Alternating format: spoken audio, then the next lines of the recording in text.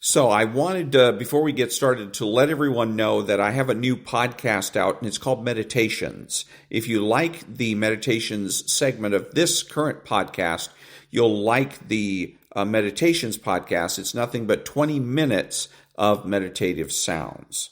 And now, on with the podcast.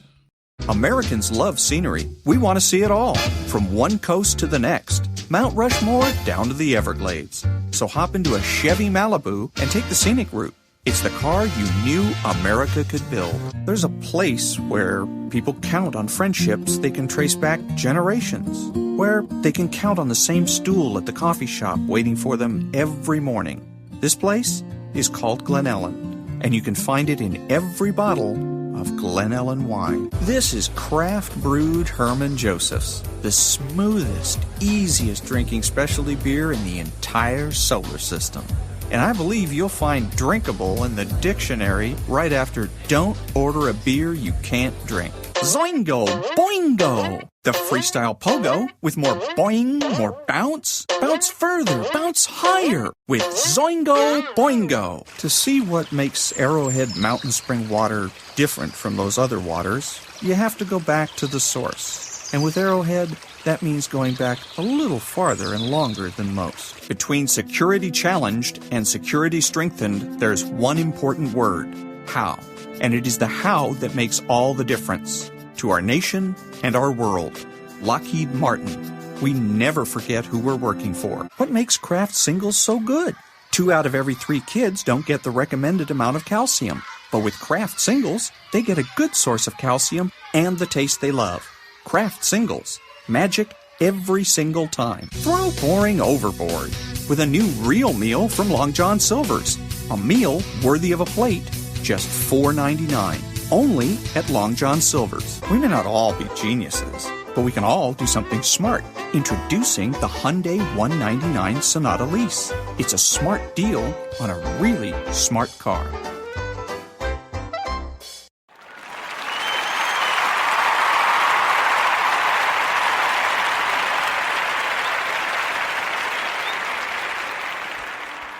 Birds can fly, so if you see a bird running, he didn't need to be somewhere right away.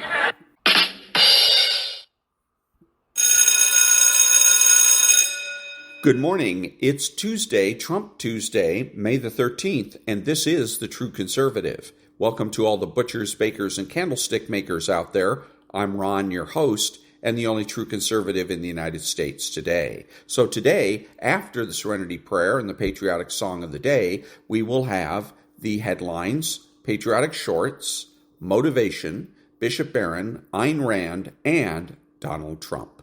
All that and more when I get back.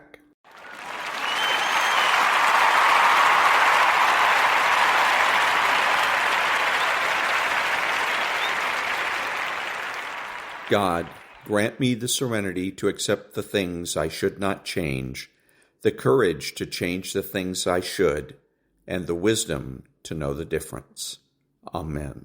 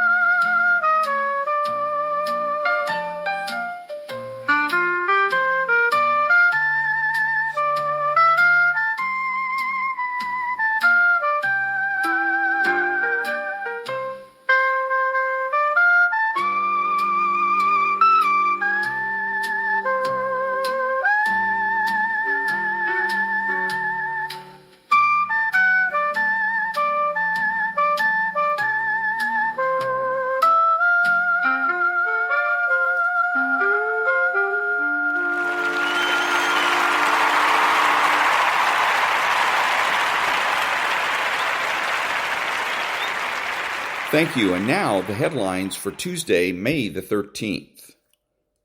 David Hogg removed as DNC vice chairman.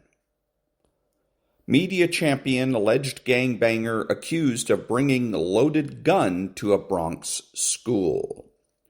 Stars and Stripes Pacific turns 80 today. U.S. cuts defense ties with Cuba over non-cooperation after harboring terror fugitives. Speaker Johnson hosts candlelight vigil to honor fallen police officers. 2 aides of Senator John Fetterman are calling it quits. And those are the headlines for Tuesday, May the 13th. Back in a minute.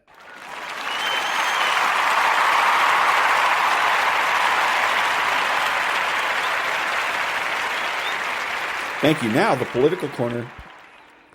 I see how Donald Trump shut that reporter the hell down. We done with the fake news. The Qatar family decided to donate a jet to the Department of Defense. By the way, this shit is beautiful. Can you remind me of any $1,000,000,000 jet that anybody gave any Democratic president? Donald Trump, we really have emotion. I mean, it's just money talk. Donald Trump has pulled $10 trillion out of thin air from the rest of the world. How does every other nation have such respect for Donald Trump and his own citizens be geeking? So I just got called a white supremacist by this guy handing out flyers saying Trump must go. Trump is a fascist. I'm kind of curious. Must go now. See, look, here they are. Must go. Look. We need to defeat the open white supremacy, male supremacy of this fascist regime. You see that? And that's what it is. You see that? It's fascism. We need to do what the German people did not do in 1930. I don't want the flyer, but you see, I'm wearing the hat. 4745, right? What was that? And this guy here, he had the nerve to call me a white supremacist. Can you believe it?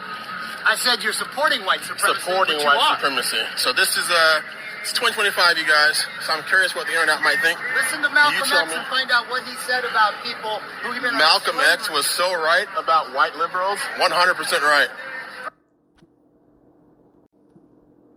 Thank you, Mr. President. This is an extraordinary day. This is an issue that, I grew up in the Democratic Party, and every major Democratic leader for 20 years has been making this promise to the American people. This was the fulcrum of Bernie Sanders' runs for presidency, that he was going to eliminate this discrepancy between Europe and the United States. But as it turns out, none of them were doing it. It's one of these promises that politicians make to their constituents, knowing that they'll never have to do it. And the reason they'll never have to do it is because they know that Congress is controlled in so many ways by the pharmaceutical industry. There's at least one pharmaceutical lobbyist for every congressman, every senator on Capitol Hill, and every member of the Supreme Court. By some estimates, 3. Pharmaceutical companies, the industry itself spends 3 times what the next largest lobbyist spends on lobbying. So this was an issue that people talked about, but nobody wanted to do anything because it was radioactive. They knew you couldn't get it by Congress. We now have a president who is a man of his word, who has the courage. President Trump was taking money from the pharmaceutical industry too. I think they gave you $100 million. But he can't be bought, unlike most of the politicians in this country. And he is standing here for the American people. I only need 15 seconds. Elon Musk is not a politician. Donald Trump is not a politician. It takes people that ain't in the circle to bust the bubble. And that was the political corner. Back in a minute.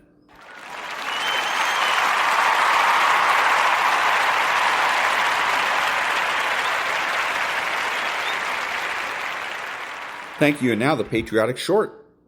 And the story is that there was an agent overseas and happened to be in Ireland, and there was an emergency and it was necessary to contact him immediately. So they called in another agent, and they said, now you'll go there. His name is Murphy, and your recognition will be to say, 'tis a fair day, but it'll be lovelier this evening. So we went to Ireland, little town in Ireland, into the pub, elbowed himself up to the bar, ordered a drink, and then said to the bartender, how would I get in touch with Murphy? And the bartender says, well, if it's Murphy the farmer you want, it's 2 miles down the road and it's the farm on the left. He said, if it's Murphy the bootmaker, he's on the 2nd floor of the building across the street. And he says, my name is Murphy.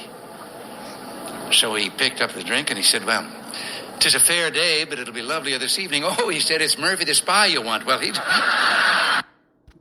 And that was the Patriotic Short. Back in a minute.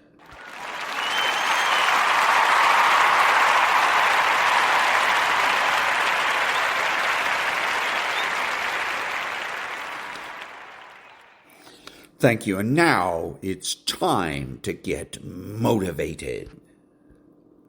There is no testimony without a trial. It is supposed to be hard. That rough process is necessary. It's what makes you who you are. You've got to be flexible, you've got to be versatile, and you've got to be adaptable. You've got to deal with circumstances such as you find them. Why? Because a lot of stuff is going to be thrown at you. Many times you're not going to have time to prepare. Sometimes people come out of nowhere with stuff, and you've got to stand up inside of yourself and handle it. You got to trust that you're going to be all right. You have no evidence to support it. It doesn't make sense. You can't point anything to say, well, this is why. There's no logic in it. There's no way in which you can logically and practically and realistically support it and prove it. That's why you got to have faith and you got to have trust. Somehow, some way, you got to have that you're going to come through. What is it that will make it worth it for you to face the rejections when you want to give up and things are working against you?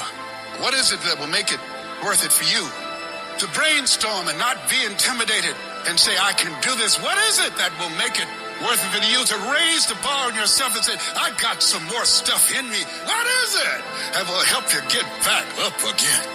You better go inside. You still looking outside for the stuff that's already inside. You still looking for someone to save you when you already your superhero. You looking for some information from somebody when you already got what you need in your head. It's just time for you to get up and be the best version of you. When you get your butt knocked out, the only way you can get back up is from the inside out. I got what it takes. I got average skill, but I got phenomenal will. I can. I have the ability to do it. I will. I have the willpower to make it happen. I must. Somebody count on me. Arise. Get your butt up. You don't belong at the bottom, and it's time for you to get your butt from down there. It's time for you to stop being comfortable at the bottom. Get your butt up and get to where you're supposed to be. This ain't time to be whining. This ain't time to be crying. This is time to get focused. Once you start questioning yourself, you're already lost. Once you start questioning yourself, once you start going into a state of depression, and you start being by yourself, and you start thinking and wondering, once you start wondering, you already lost. Even if you don't believe. You have to believe in yourself. You have to believe in your product. You have to believe in your service. And you have to sell you every day. The biggest sale that I make every day that Les Brown, you can do this. I can beat this. If other people can do it, then it's possible that I can do it.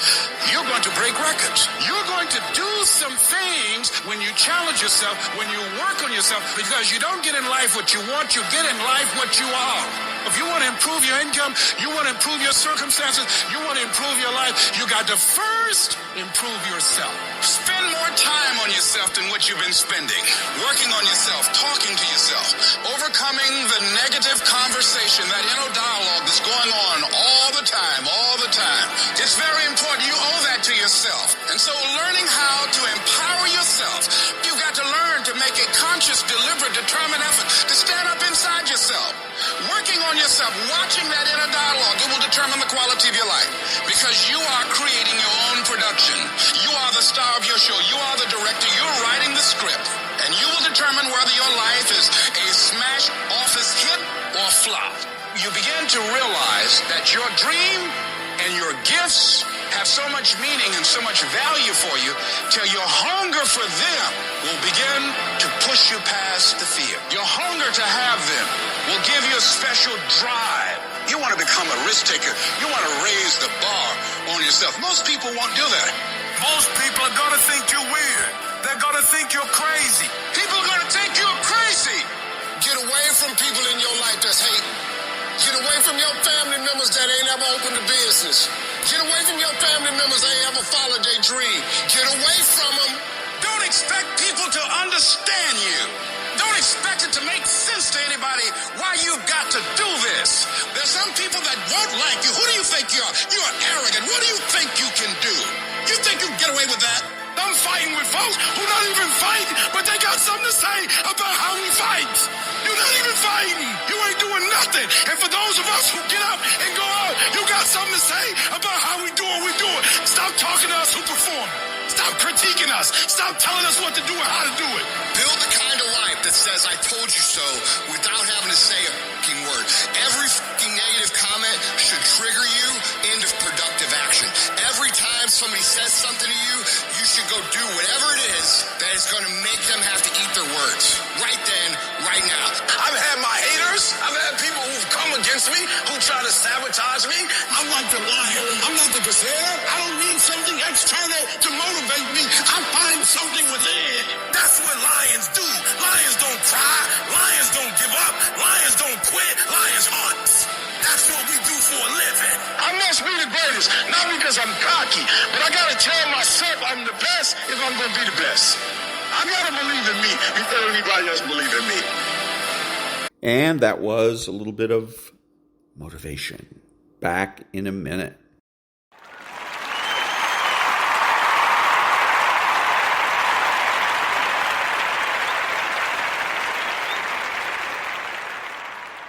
Thank you. Now a little meditation.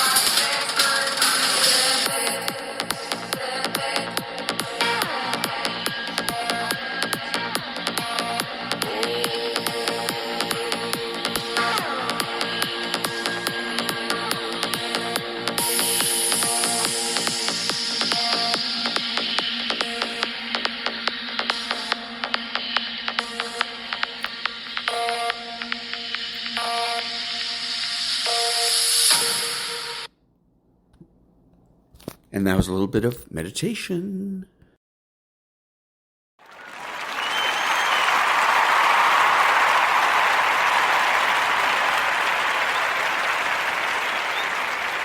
Thank you. And now the Daily Stoic. They can throw you in chains, but you can bind up my leg, but not even Zeus has the power to break my freedom of choice. Epictetus, Discourses 1.1.23. It was said that Epictetus walked with a permanent limp as a result of being chained up as a slave. 2,000 years later, James Stockdale also had his legs chained in irons, and his arms bound behind his back and pulled from the ceiling, repeatedly wrenching them from their sockets. The future Senator John McCain was in that same prison, subjected to much of the same abuse. Because his father was famous, McCain was repeatedly offered by his captors a chance to abandon his men and be sent home early. He, too, held tightly to his freedom of choice, declining to submit to that temptation, even though it meant a loss of the physical freedom he must have ached for. None of these men broke. No one could make them sacrifice their principles. That's the thing. Someone can throw you in chains, but they don't have the power to change who you are.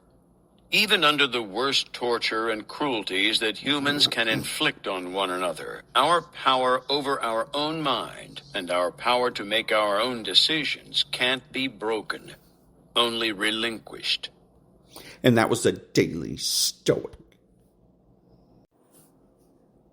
And now, His Excellency Bishop Robert Barron. Lust is a distortion of the sexual desire.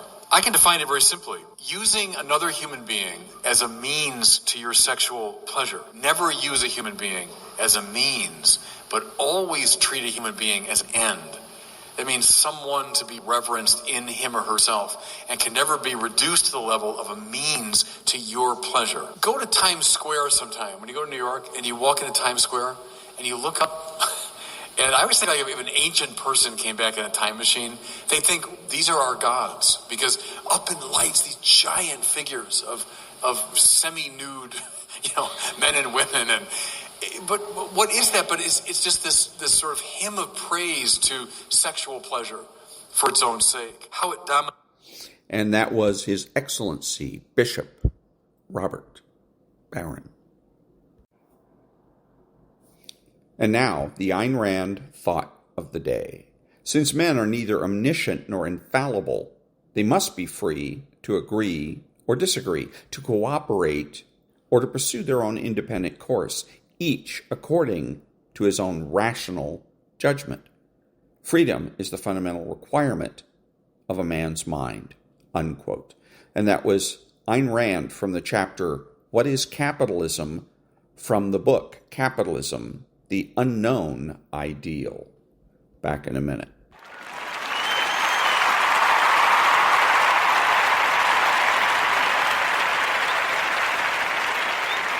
Thank you. Now from the gaslighting corner.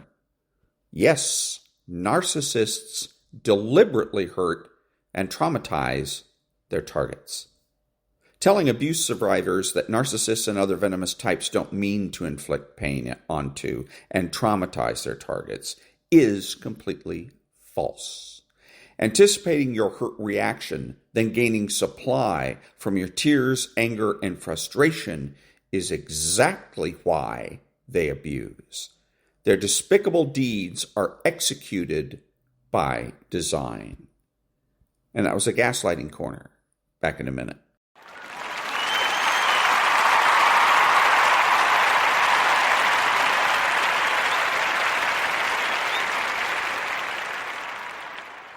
Thank you. Now, Varney and Company. President Trump, he's arrived in Saudi Arabia. He brought with him senior members of his cabinet and America's AI technology elite. Musk, Zuckerberg, Sam Altman, and many others. They're discussing the $600 billion the Crown Prince has committed to investing in America. Trump wants to round it up to an even $1 trillion. But By the end of today, we should have a better idea of where all that money is going. Separately, the media is obsessed with the 747 plane that the Qatari royal family has gifted to our president. The media believes it's a sign of corruption. The plane is certainly distracting attention from what is the most consequential financial and diplomatic meeting of Trump's presidency so far. On the show today, Trump's big, beautiful bill, the subject of intense debate. At this point, it looks like $4 trillion worth of tax cuts, $1.5 trillion worth of spending cuts. Question, where are the Democrats? The president's on a roll with trade deals and the Saudi visit, but the Democrats seem to be bogged down in the deportation fight. And Senator Schumer, in a feeble response to Trump's trade deal, says he thinks China got the better of our president. No response from Trump yet, but the day is young. It is Tuesday, May 13th, 2025. And that was Stuart Varney, non-profit news now. Back in a minute.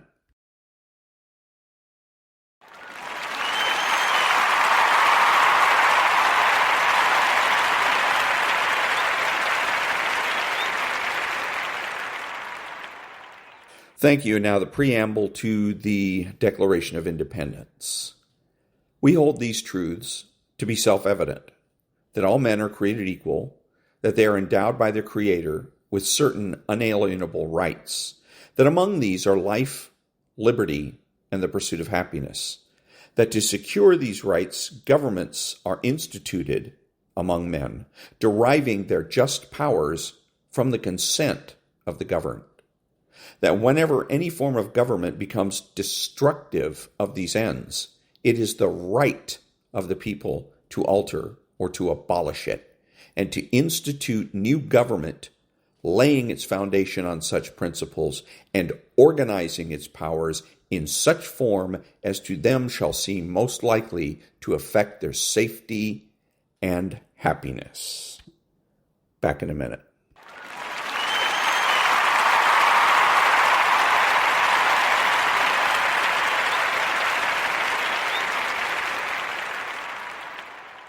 Thank you. Now, what does the phrase, if you're explaining, you're losing, mean? This was said by Ronald Reagan, speaking of political campaigns. From the perspective of your audience, if you have to explain yourself, you come off looking desperate to convince.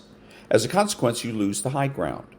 From a more philosophical perspective, if you have a clear conscience and strong conviction towards the positions you take, your values, truth, and direction, you don't need the opinions or consent of others. As a consequence, you don't need to explain yourself. However, if you yourself are not convinced of the validity and truth of your position, or you can't fully justify your choices, then you continue to expel words in an attempt to create the illusion of certainty. Back in a minute.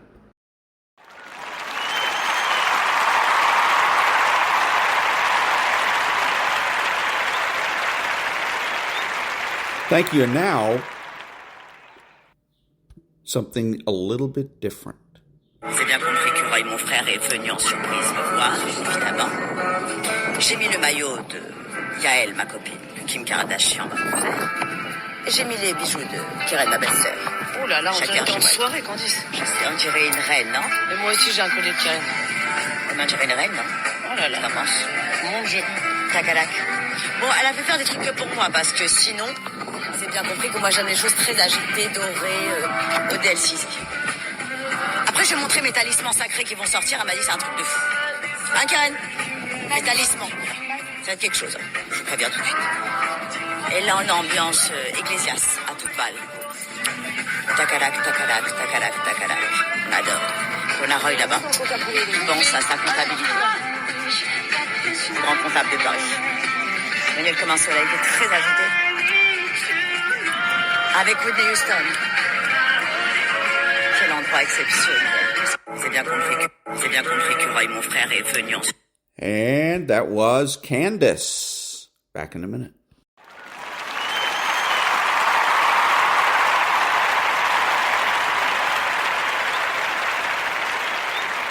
Thank you. Here's a article from PJ Media. the carousel of certainty when pundits never leave and the conversation never grows. Imagine walking into a barbershop where men sit in the same chairs, trading the same stories daily. You know the rhythm by heart. Who speaks first, who interrupts second, and where it ends. There's no haircut, no new faces, just a daily noise ritual.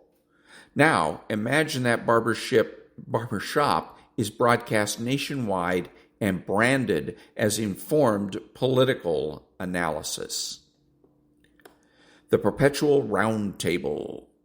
For over a decade, a familiar group of contributors has hopscotched from CNN to MSNBC, from Fox News to PBS, offering the same commentary regardless of the network or the news cycle. Names like Donna Brazile, David Brooks, Ana Navarro, Michael Steele, Jonathan Capehart, and Peggy Noonan appear exhaustively. Their titles vary from analyst to strategist to columnist, but their message rarely does. These aren't journalists on the front lines or scholars revising their understanding. They're performers of predictability. They delivered recycled outrage, predictable partisan defenses, and the occasional sigh of, "We're better than this," for gravitas. Even when the network changes, the script doesn't. Simone Sanders may leave a White House comms job, but she lands squarely on MSNBC. Navarro might rail against her own party, but does so with the cadence of someone who knows the cameras love the conflict more than the content. And David Brooks can host an entire series titled Why I'm Still Thinking the Same Way After All These Years. The bubble problem. Step behind the curtain of cable news and you'll find a world hermetically sealed from the one it claims to cover. Most political pundits live in the same 4 zip codes: Manhattan, D.C., Los Angeles, and Northern Virginia. They don't just share studios, they share drivers, dinner tables, agents, and vacation rentals in Nantucket. It's not a panel, it's a club. This bubble is not ideological so much as institutional. It doesn't matter whether a pundit leans right or left. The greater loyalty is to their professional habitat and its unspoken rule. Don't upset the cocktail circuit. Don't challenge your own side too sharply, and never stray too far from the Overton window of your booking producer. When an insider makes a bold statement, it's rarely a risk. It's usually a signal of shifting groupthink, not independent thought. And if that signal is off, they get ghosted. The bookers stop calling. They lose their seat at the Sunday brunch roundtable that decides what America is feeling this week.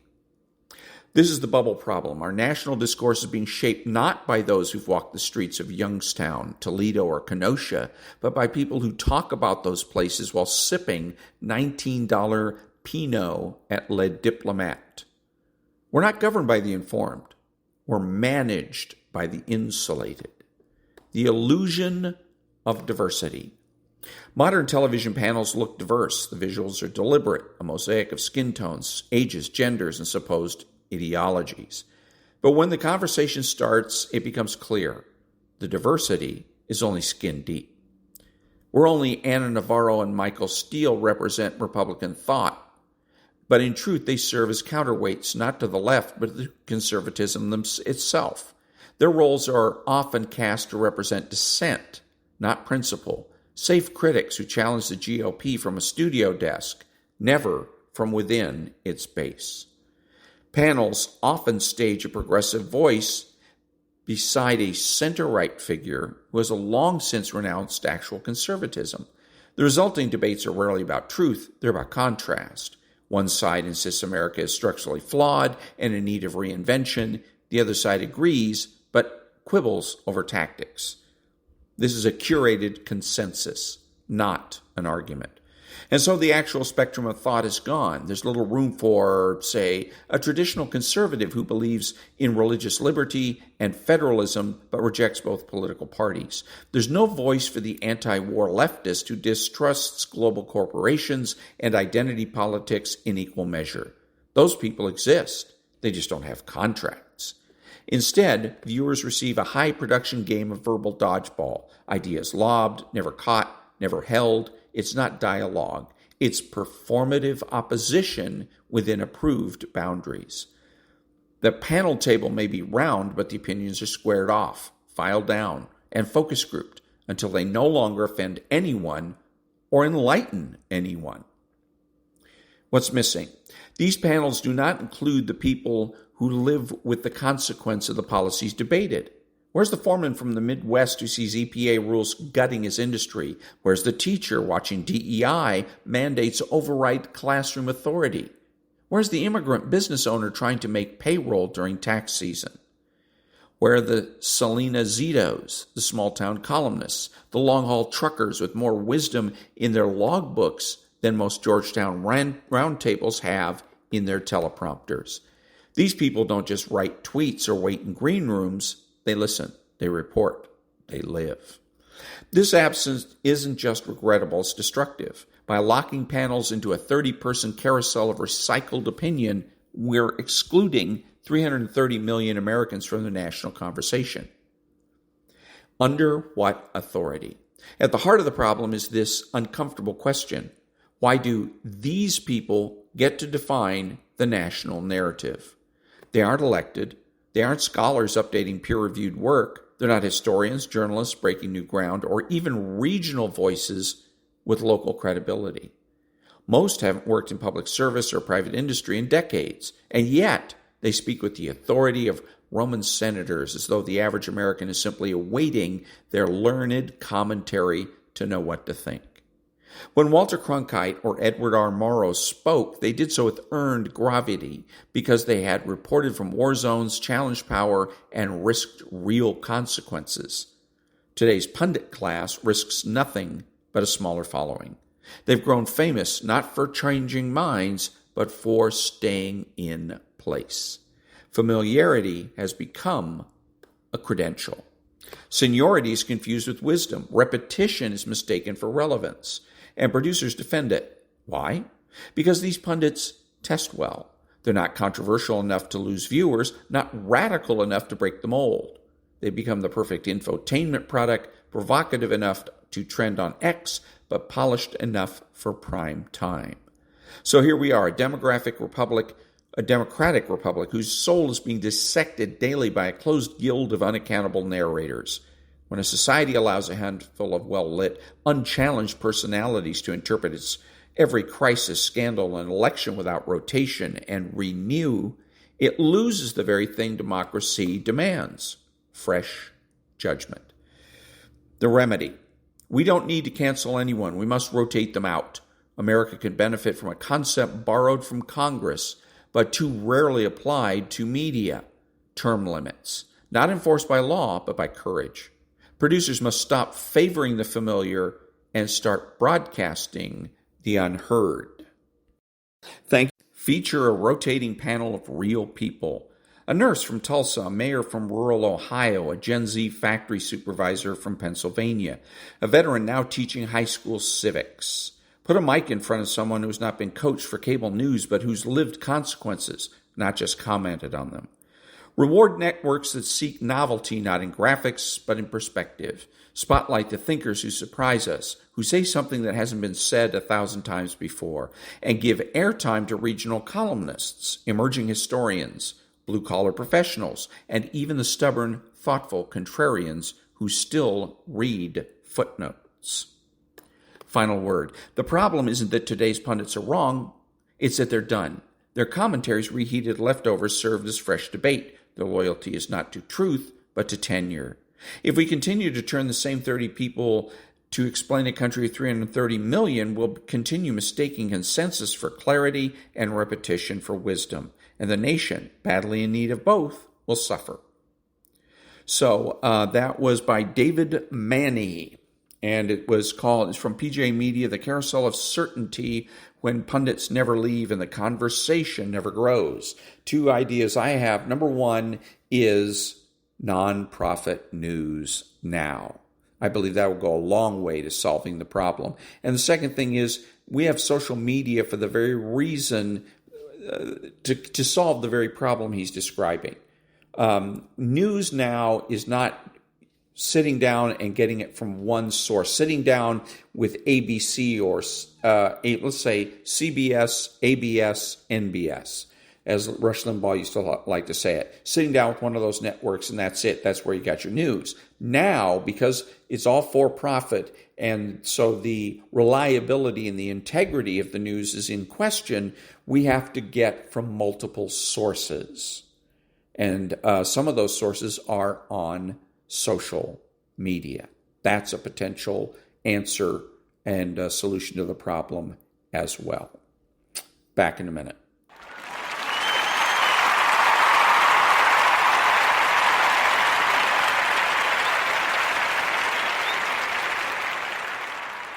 Thank you. And now, psychopolitics. 7. Shock. Naomi Klein's shock doctrine, which smacks of conspiracy, calls the first of its two main characters Dr. Shock. This is the name given to the Montreal psychiatrist Dr. Ewan Cameron, who believed that administering electric shocks could destroy bad elements within the brain, erase them, and enable a new personality to be constructed, starting from a clean slate. By means of electroshock, Cameron plunged his patients into a state of chaos that was supposed to provide the basis for their rebirth as healthy model citizens. In other words, he understood the acts of destruction he performed as a kind of creation. The psyche was subjected to a violent debranding and rebranding. It was to be newly formatted and rewritten, as it were. Cameron set up a panopticon with isolation chambers, where he conducted human experiments of the utmost cruelty. The rooms were like torture chambers. First, over the course of a month, patients were administered powerful electroshocks. This served to expunge their memories. In the process, they were also given mind-altering drugs. Their hands and arms were stuck in cardboard tubes in order to keep them from touching their bodies. That is, to prevent them from having any encounter with their own self-image. Moreover, Cameron deprived his patients of sensory impressions by inducing extended sleep by pharmaceutical means. They were brought out of this state only to eat and perform bodily functions. Such conditions could last for up to 30 days. Staff were instructed to prohibit patients from speaking. Cameron's hospital was a panopticon far crueler than Bentham's. The CIA funded Cameron's research, which took place at the height of the Cold War. A fervent anti-communist, Cameron thought his experiments were part of the battle. He likened his patients to communist prisoners of war undergoing interrogation. Indeed, his practices resembled interrogation techniques. They occurred in conjunction with brainwashing and the ideological struggles of the Cold War. The Manichaean opposition between good and evil lay at their foundation. Evil would be wiped away, eradicated, and replaced by good. Likewise, the negativity of immunological defense against the other, or the enemy, defined Cameron's practices. As Dr. Shock, Cameron represents a phenomenon of the immunological age. The immunological intervention of shock therapy takes aim at the other, the alien, the enemy. It is meant to disarm the adversary, so his soul may be inscribed with a different ideology, another narrative. Klein's other main character, the second Dr. Shock, is Milton Friedman, the theologian of the neoliberal market.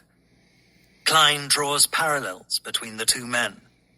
For Friedman, the state of shock that follows a catastrophe offers the opportunity, indeed the ideal moment, for society to be reshaped.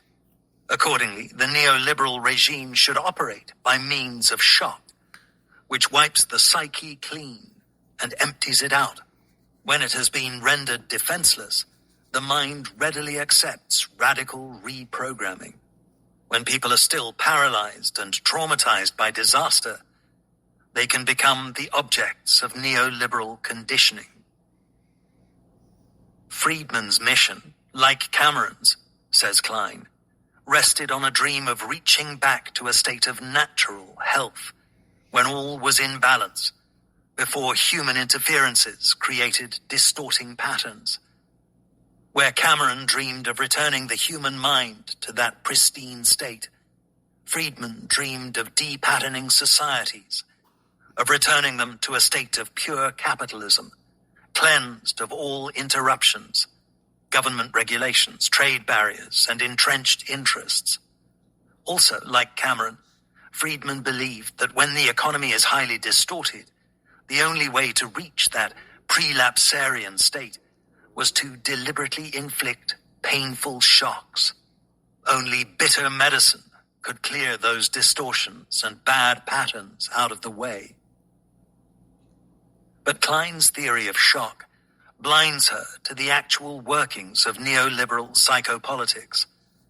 Shock therapy is a genuinely disciplinary technique.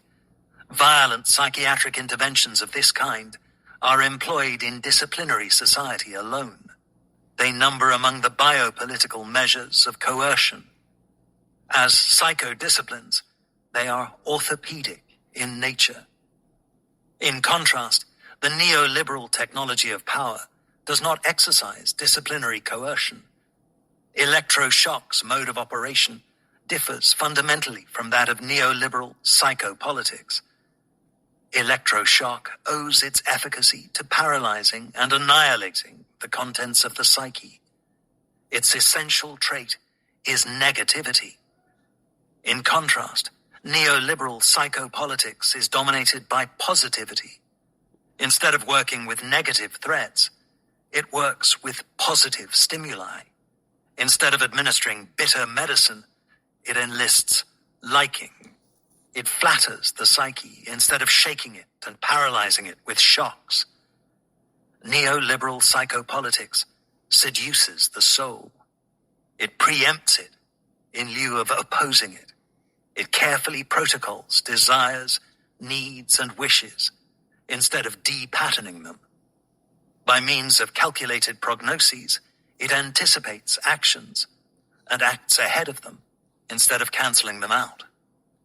Neoliberal psychopolitics is smart politics. It seeks to please and fulfill, not to repress. And that was Psychopolitics by Byung-Chul Han. It was Chapter 7. Neoliberalism and New Technologies of Power. Back in a minute.